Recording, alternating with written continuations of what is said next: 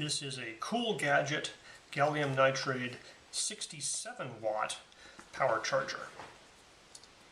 So I received this for free to review. If you wanted to purchase it, it would cost you $36. They have not paid me for my review, and my opinions are my own. So we have all cardboard packaging, so that's nice. You can recycle that. It has a small brochure info manual with very small gray text. And we have the CoolGadget charger itself. It's relatively small. It's GaN, the gallium nitride, so it can have more density. And it has a USB-A port at the top and a USB-C port down here. Let me read the instruction manual. Okay, according to the manual and the specifications on the back of the box, this guy here, the USB-C port, can go up to 20 volts at 3.35 amps. So that's your 67 watt rating. Now, if you use the USB-A port, it can do 5 volts, 9 volts, 12 volts. And if you use them both together, it says you can get 18 watts out of the USB-A port and 47 watts out of the USB-C port. We'll have to test to make sure that I can do something like 5 volts out of the USB-A port and at the same time do 12 or 20 volts out of the USB-C port. It also supports the programmable power supply standard between 3.3 and 20 volts, 3 amps on the USB-C port. Alright, when you plug it in, you have a small white LED down here telling you that it has power. It's not super bright. It could be an issue if you're trying to sleep right next to it, but at least it's not a blinding blue light. Let's try out the USB-C port. So I have this plugged into a load that can take up to 100 watts. And it is power negotiating right now. So it's negotiated up to the 20 volt level and the current is ramping up. It's delivering 3.28 amps out of the 3.3 specified, 19.6 volts out of the 20 volts specified. And power-wise, that is 64.3 watts. So, it's basically a 65 watt power adapter. Usually the 65 watt power adapters give like 62 watts, so you get a couple of extra watts there. But basically think of it as in the same class as a 65 watt power adapter. Now, let's plug in something to the USB-A load, just a 5 volt load here, and it will auto renegotiate. So this guy is delivering 5 volts, that guy is negotiating, and I'm happy to report that we can do 5 volts out of the USB-A port and 20 volts out of the USB-C port. So the A port and the C port are independent. You can charge two different devices at two different voltages, and that's great. I've seen some adapters where that's not true. And essentially it's at the 2.36 amp level. So power-wise, that's 46 watts. So let's say 47 watts, because they did 46.6 for just a little bit there. So basically 45 to 47 watts out of USB-C while the USB-A port is going. Now this USB-A port, I currently just have it set to 2 amps. It's 4.98 volts, so we can probably crank that up a bit. Let's try 3 amps as a load. Alright, so there's a load of 3 amps. It's 4.88 volts, so it sagged the voltage just a little bit. But at 4 volts and 3 amps, it's pretty much producing 3.1 amps. It's producing 12 watts of power. I'm going to even crank this higher.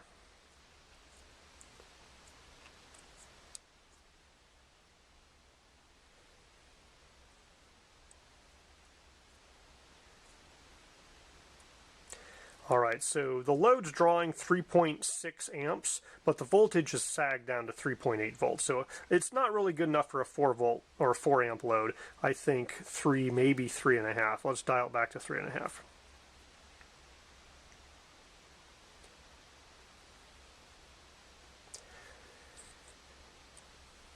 Alright, so 3.5 amp load, the voltage is 4.83 volts, which is a reasonable amount of sag. So I think a 3 amp load at 5 volts is about the most you want to do here. Now this USB-A port does claim to be able to power negotiate kind of the quick charge 3 setup. So if you have a phone or a device that can negotiate 9 or 12 volts, it can get up to 18 watts out of that USB-A port. I think the key takeaway here is that it meets its specifications. It can split power between the USB-A and the C port at a reasonable rate. If you unplug the USB-A port, the USB-C port by itself should be able to do 65-ish watts, and it did successfully notice that the USB-A port was free. It renegotiated. It's got 20 volts. The amperage is going back up. Now, if you have a laptop or a device that makes noise when it loses power, if you move something out of the USB-A port, the USB-C port will renegotiate, so the power will go down and it'll come back. So you'll get that bing bing noise anytime that happens. Now, right now, it's at 20 volts, but it's not delivering any current. And so the light on my load is flashing yellow in that it tried to renegotiate, but for whatever reason, it's stuck at providing no current. And so to get out of this state, we're probably going to have to disconnect the load and then reconnect it. And that's unfortunate. It would be nice if it would just auto reconnect when the A port was pulled out, as opposed to having to unplug and replug something. So that's the only downside I've seen to this little adapter so far, is that, you know, it had to be unplugged and replugged in the A port to successfully ramp back up to the 65 watt power level. Let's give that another shot. I'm going to plug in something on the USB-A port. So when you do that, it renegotiates the USB-C port. It stays at 20 volts, but the amperage is not going to be as high. So here it's limited 2.3 amps, and so power-wise, that's 46 watts.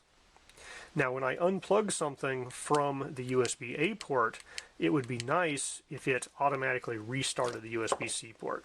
So here, it's still at the 2.36 amp level. And there it just turned off and is trying to renegotiate. So we have the 20 volts, but the amps are not ramping up. I don't know if that's for every load or just the particular load I'm using, but essentially I have to unplug and replug that USB-C port to get it started charging again. So that's something to keep an eye on. If you plug in or unplug something from the USB-A port, just check your device on the USB-C port to make sure it's still working. I'm going to let this thing run for 10 minutes at the 65 watt level, and then I'll come out and we'll look thermally how hot this guy's getting, because it's a relatively small form factor for 67 watts, but it is a gallium nitride electronics, and so we just want to see how hot does this thing get under load. Alright, this guy has been out here pushing about 65 watts through it for about 15 minutes, and it's gotten warm. You know, the high point here is 58, 59 degrees. Because it's a plastic case, that doesn't feel super hot to my hand. It doesn't have any metal to transfer heat quickly to your fingers. I can keep my fingers on here pretty long comfortably. I've had other power adapters where I had to move my hand away from them quickly. So it's not bad. It looks like 50 centigrade there, 47. All right, it looks like the maximum temperature here is about 55. This brick is definitely warm to the touch, but it's not uncomfortably hot. I can keep my hand around it. I don't feel the need to pull my fingers away. I don't think I would have any real safety concerns about having that warm just sitting around someplace. Obviously, you probably don't want to cover it in a blanket to keep the heat in, but I think that power brick is a reasonable temperature for the fact that it's passing through 65 watts. All right, summary review of the CoolGadget power adapter here.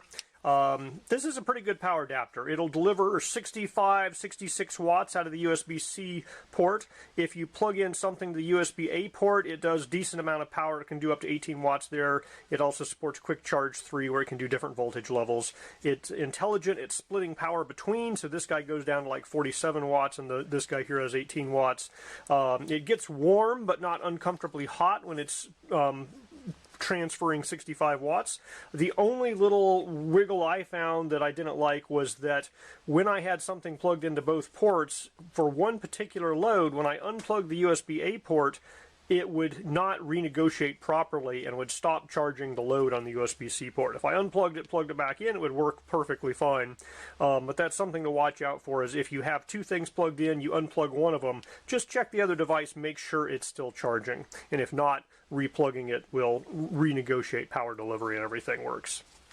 So I think at this point it's very functional, it's nice and small, it's a good travel adapter. It really comes down to the price versus features for the decision point. I want to give a shout out to them for the all cardboard packaging. So I appreciate that there's very little plastic other than the plastic wrap on the outside of this box to make waste.